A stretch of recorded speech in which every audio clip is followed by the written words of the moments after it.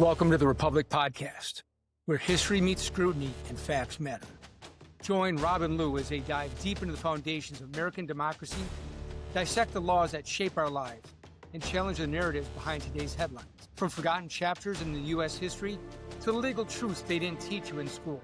This is your front row seat to get informed, unapologetic conversation. We have an American republic, if we can keep it. Now, let's get started.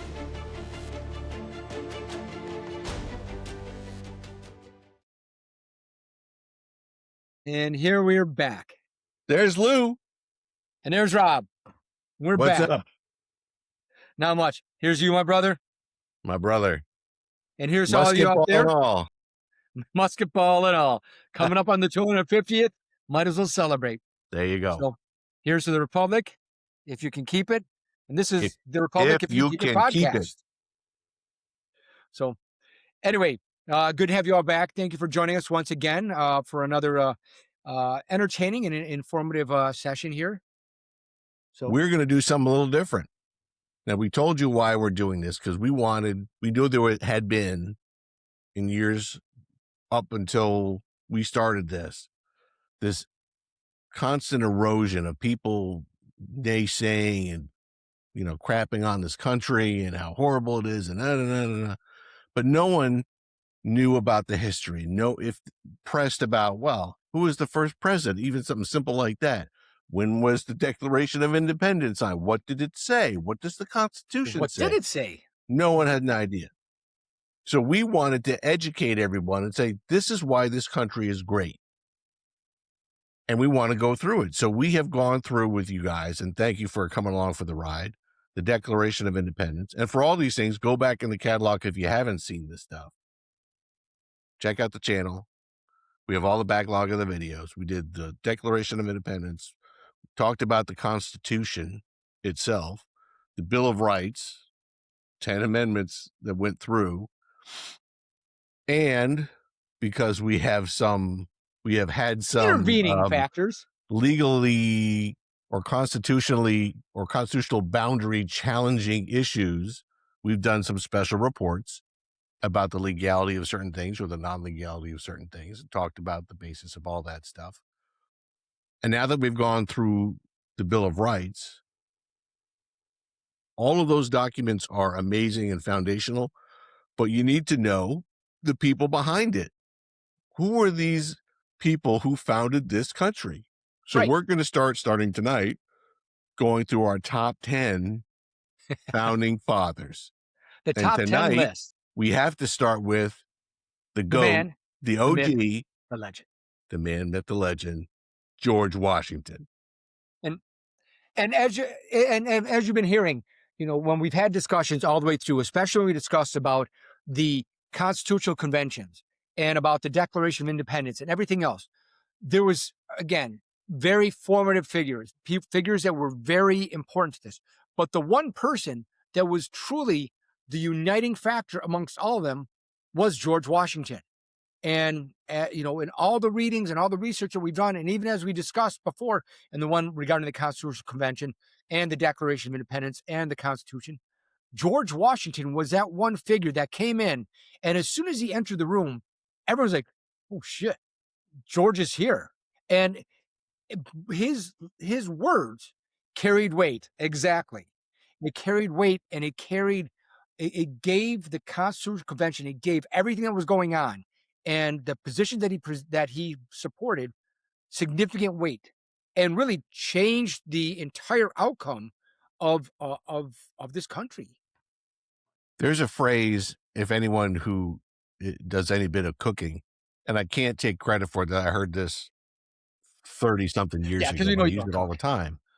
It's when they talk about someone who was so important in the family that said he's or she's the egg in the family meatball, meaning they're the one who keeps it all together. Okay. I'm just saying. You make meatballs, man. You can put egg in it. That holds it together. It's a binder. George Washington is the egg in the United States meatball. All right. Love it. He's a beef in the cooking pot. There you go. So, but he was, and he really was. He's one person that held everything together, because you had people that were politicians, and you had people that were businessmen, and you had people that had, like, were involved in different things and had different angles. But he's the one person that united it all. And we'll talk about it as we go through it today. His credentials, he was a successful businessman. And we're going to talk about some of the more notable things about that he did, which some of you may not know. He was a politician where he served in the House of Burgess for a period of years. And then he was also an established military figure. And because of that, that gave him an air of uniqueness and of authority within those discussions. Now, we also understand that we can't go on. The life of George Washington can take, as if you go to any library or you download stuff, you'll see volumes and volumes and volumes, tomes and tomes of biographies and autobiographies, all this other stuff. We've got a YouTube channel. Yeah. We're going to try to keep this like in that 45-minute sweet spot.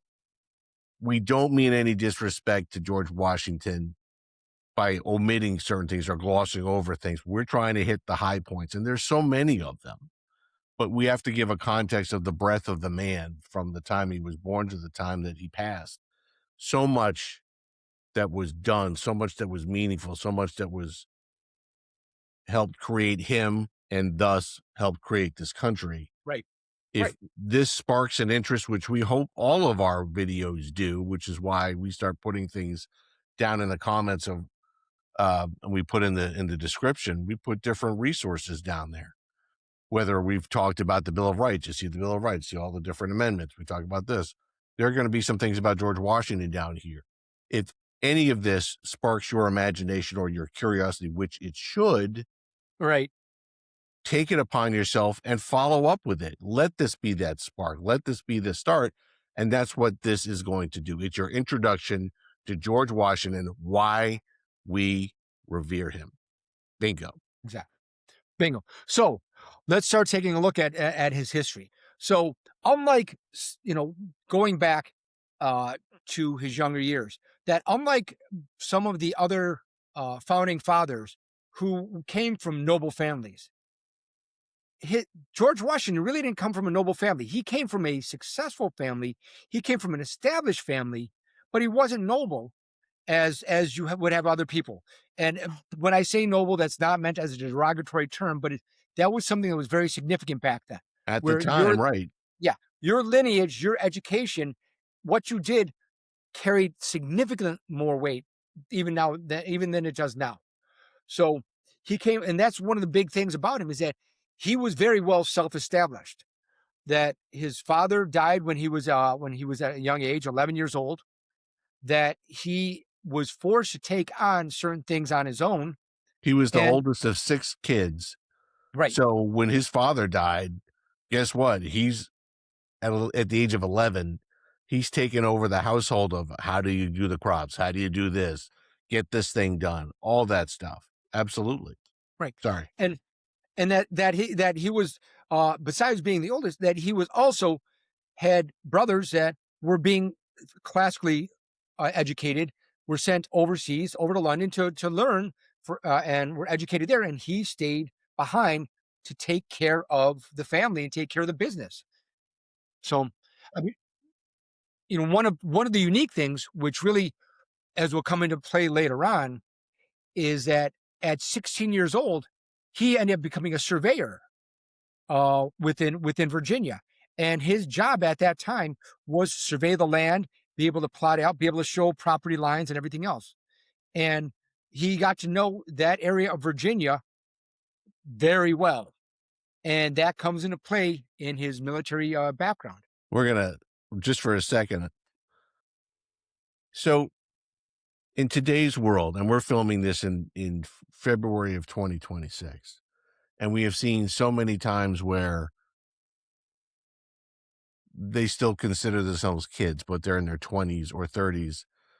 And, well, I'm triggered. I had a, this was so terrible because my parents were divorced and I can't get over it. Or I just, I need the ideal time in order to launch. I need some more time just to really catch my zen. Here's a guy, George Washington, whose father dies when he's 11, and George is like, oh crap! Guess what? The mantle. I am the man of the house, literally, and I have to do all the stuff that my father did to keep the household going. His mother remarries later on, several years later, and he's got, I think there are four step siblings, all older than him. And they get treated better than he does. Like Lou said, they're getting sent off to Europe and do this.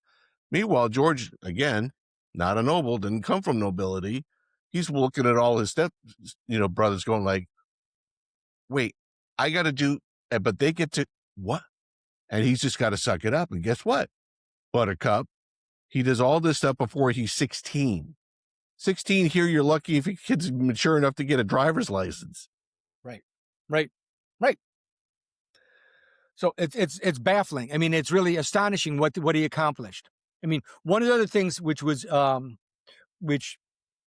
is unique about him as well is one of the things that he did is when he was younger, hand wrote and copied down a book at that time called Rules of Civility.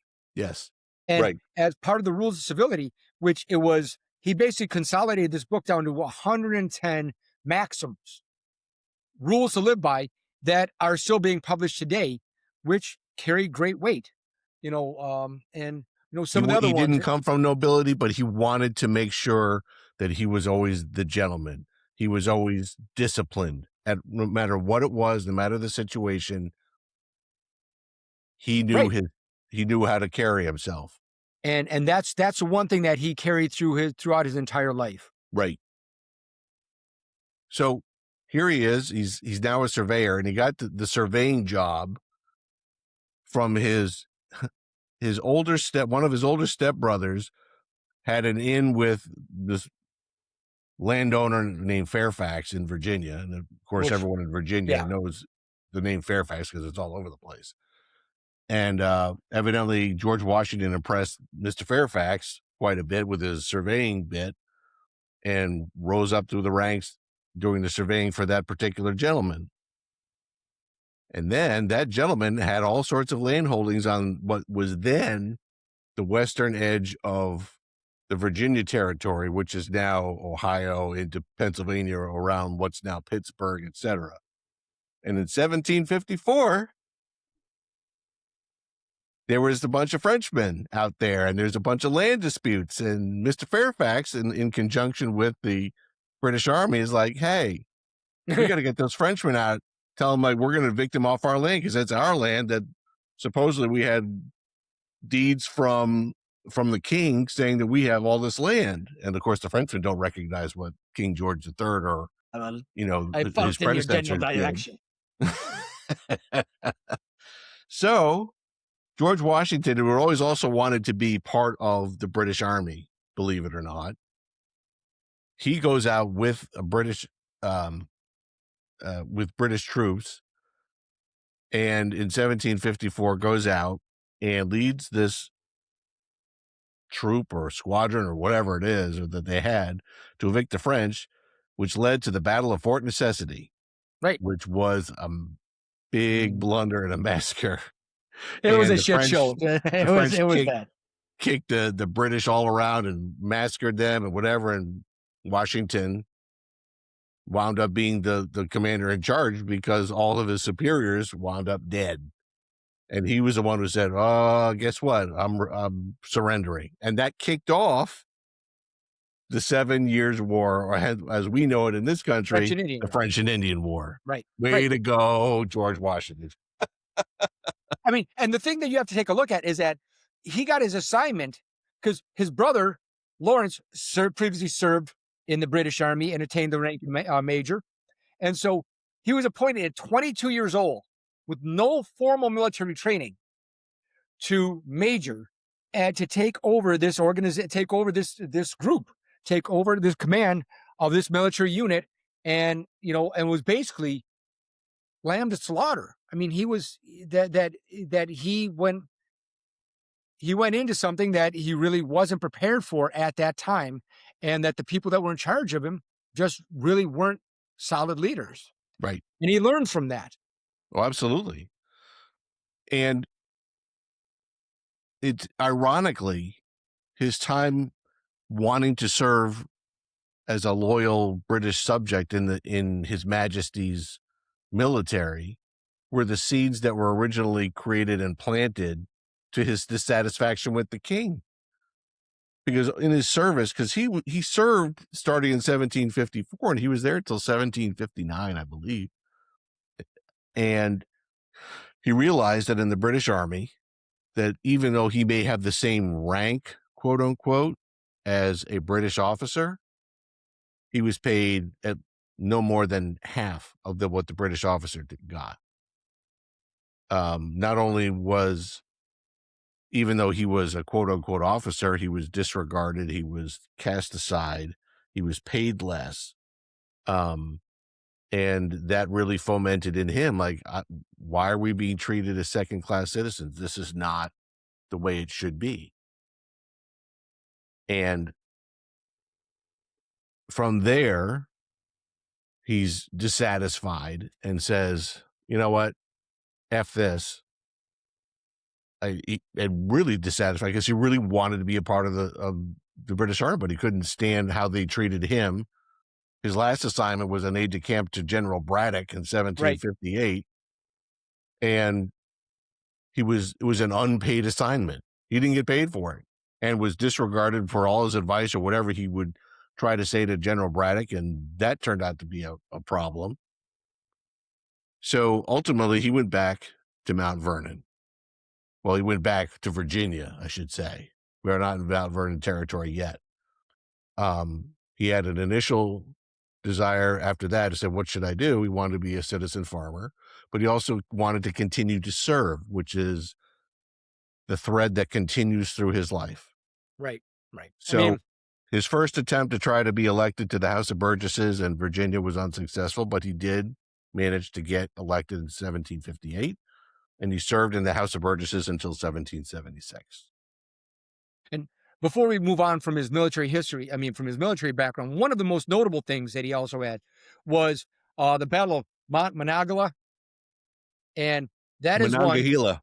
Monongahela. Hey, I can say it because I used to live in Ohio, so I can say Monongahela. And it was at that one where his commanding officer was killed.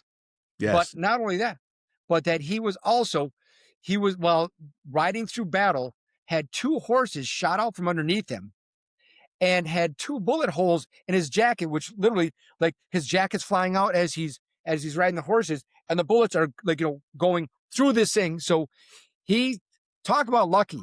He had a providence. Purpose. It's divine providence. Divine providence. He had a purpose in life, and that's something that, sort of shows it.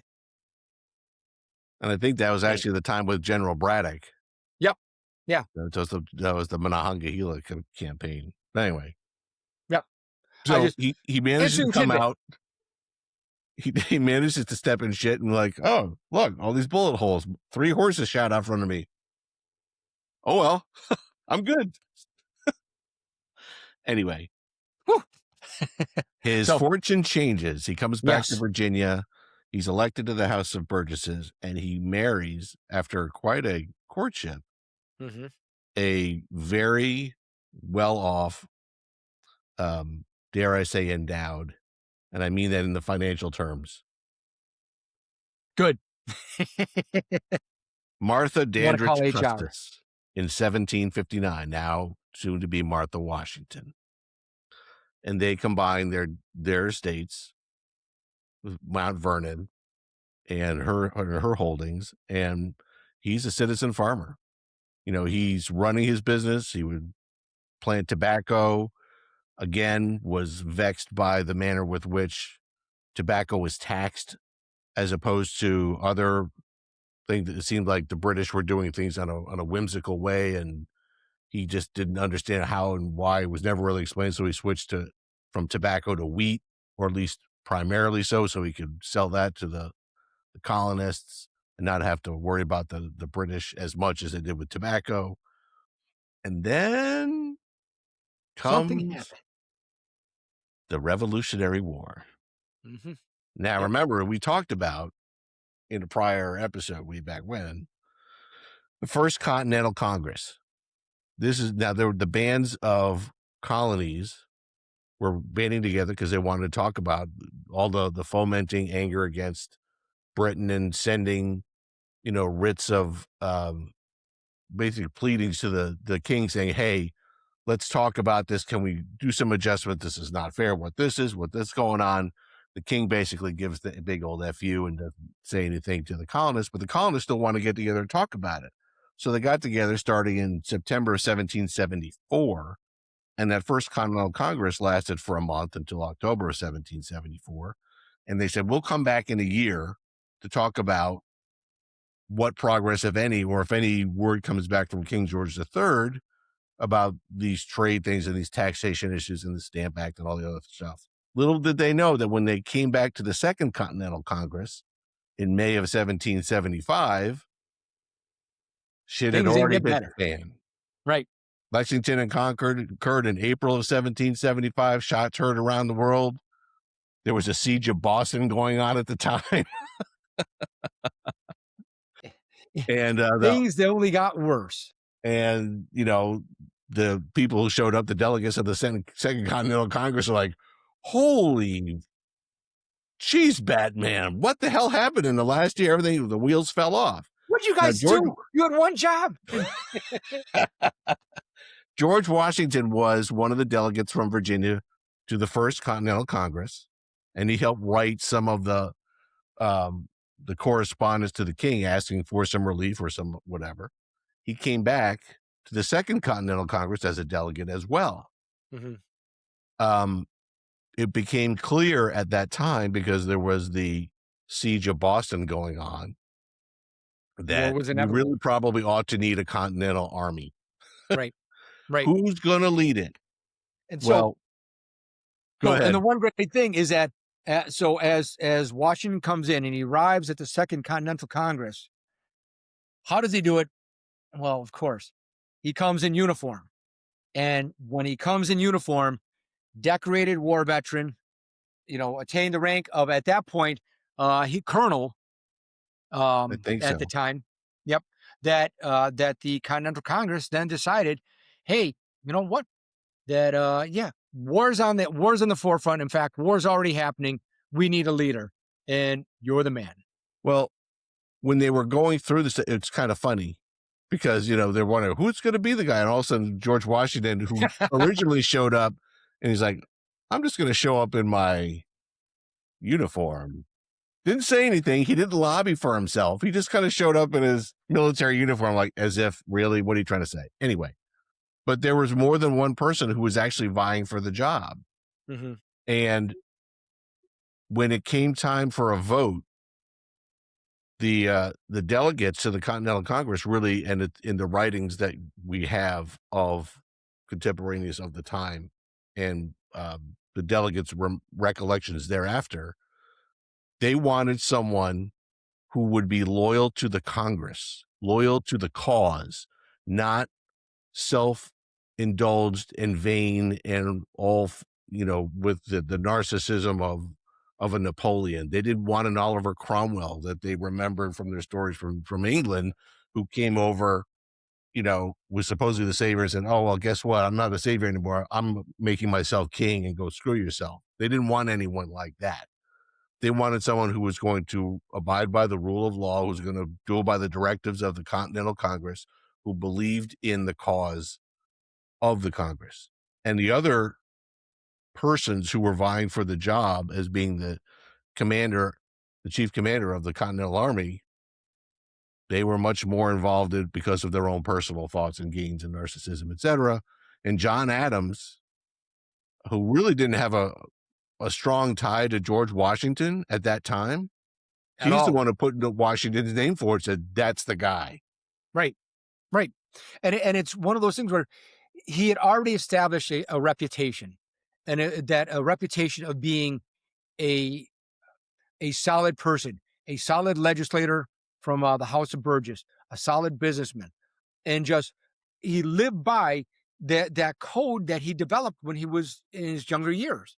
He That is wasn't a something. I mean, braggart, right? yeah, it wasn't just show. It's actually something that he accepted and that he lived by, which you didn't have. I mean, you don't have very often. He lived by this code and he stayed with it, and that's what people saw that this is the guy that we want to lead our armies, because there was always a concern, and that's why you had so many militias at the time, because people didn't want a standing army, because they feared a standing army, because they've seen what standing armies and leaders of standing armies like Cromwell could do. And so that's why they formed these militias, but the militias were ineffective without a central formative leader. And that's when they decided, you know what, we have to do it, and he's the man. And before we started to hit the record button, Lou and I were talking. It really is somewhat uncanny. You kind of laugh a little bit about the divine providence bit, but in times of an extraordinary crisis, more times than not, someone who you never thought about before, never would, all of a sudden takes up the cause and steps into the breach and is the difference maker. The person, some people say, oh, and to not to be overly dramatic, but oh, he's our savior or she's our savior or whatever. But there's someone who steps up and says, I got this. Let me be the person who steps into the breach. And George Washington was the guy who did that, and will Send me. continue Yep. on. But starting at the Second Continental Congress in particular, he gets named chief commander of the Continental Army, and he does what he can. Now, remember, we have a fractured 13 colonies that don't see things 100% together. This is a time of crisis, and he is asking for funds and reinforcements. The South is like, that's a northern problem. Right. We're not sending stuff up. We're not paying. We'll see how this goes. So the northern militias were the ones that were carrying the day in and around Boston. Washington goes up, helps direct the troops, helps to reconnoiter, and tabs certain people to do certain things, like Henry Knox with artillery, who puts it on, who manages to think about, okay, they take this one hill, which had done, the British think couldn't be done.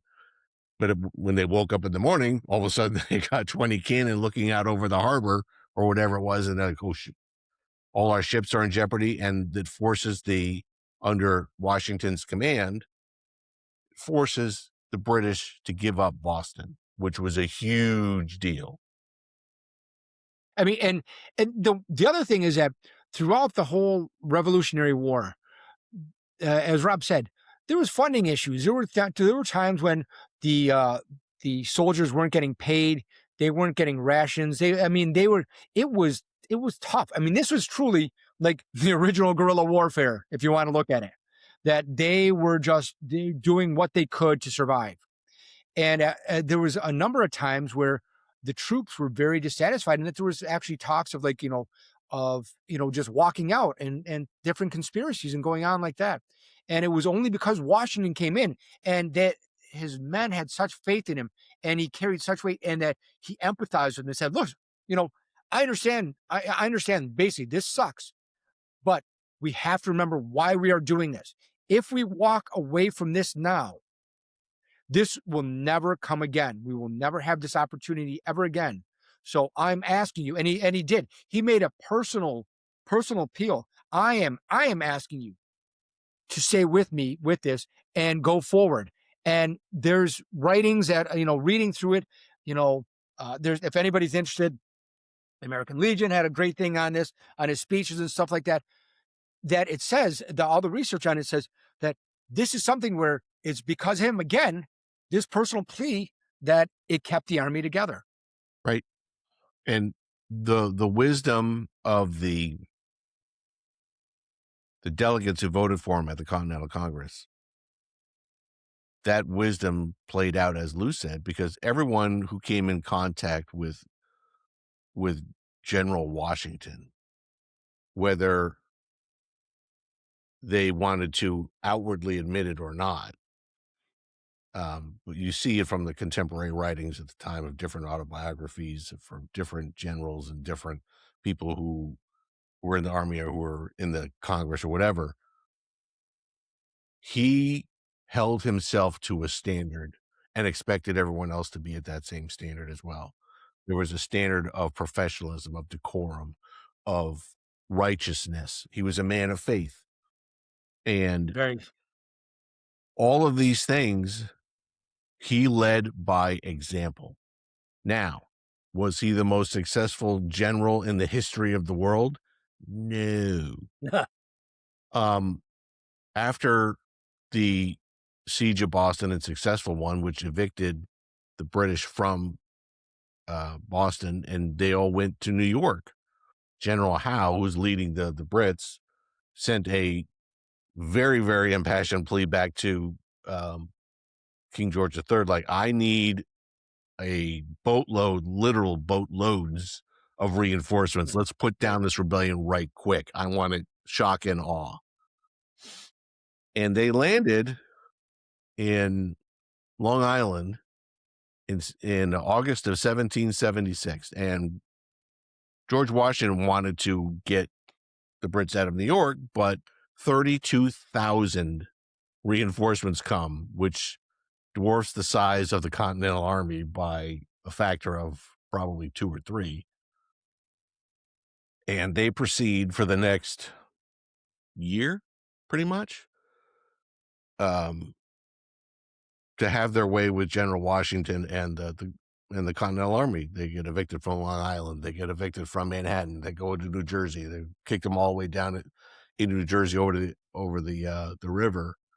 And only but for, at that time, the lowest point of confidence in Washington and the cause and everything, George Washington stood up and said, we got to do something. And right after Christmas, 1777, go ahead, Lou, say it. Say it. No. Yes. There's one thing about, so everybody sees these pictures of George Washington crossing the Delaware. Yes. Up front there on this boat with the guys rowing and stuff like that. And it's all great. George Washington was a badass. George Washington, who else on Christmas Eve would cross a frozen Delaware River in a blizzard to confront your enemies and kill them at night? I mean, it was, this was one of the pivotal moments of the Revolutionary War. I mean, not just when you talk about shock and awe, that was a shock and awe that the British were like, never saw that coming. And it was just such a complete surprise to them, where it vitalized the Revolutionary Army and it demoralized the British. Now, let's unpack this even further and get back to the nub of George Washington. George Washington has a rag, and I say this with peace and love. People would describe the Continental Army as a ragtag outfit. It was a bunch of different militias from different colonies that were kind of shoved together, and until they were actually in Valley Forge in 1777, the winter, where they started instituting different what drills really meant, what practice was, all this other stuff. They were a ragtag army. There were a bunch of farmers who grabbed their muskets and believed in the cause, and they're going up against British regulars who have been trained since the time they were teens about this and about formations.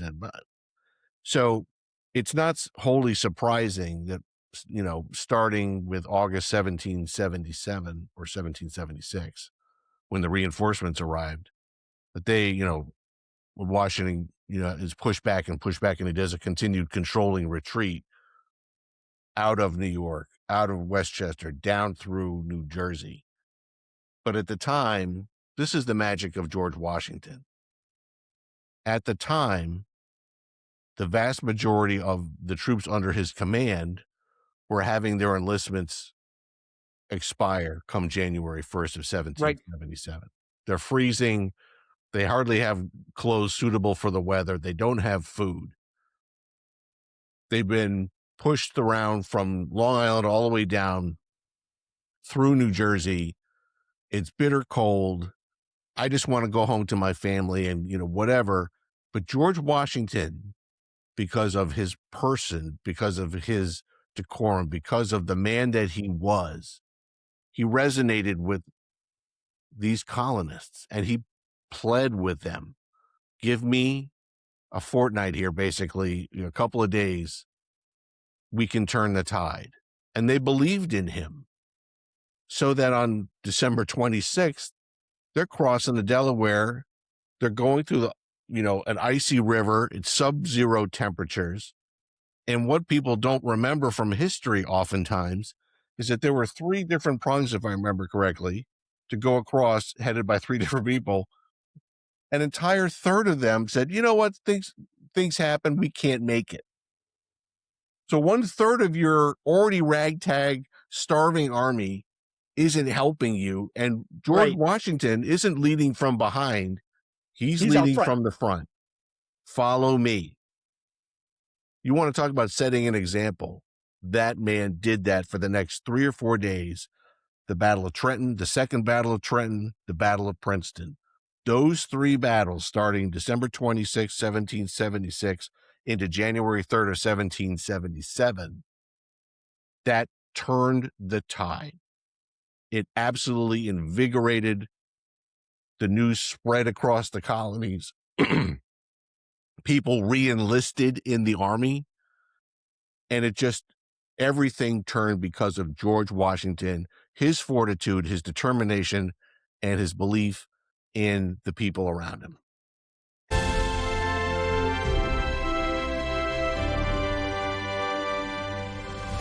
Shut up and sit down.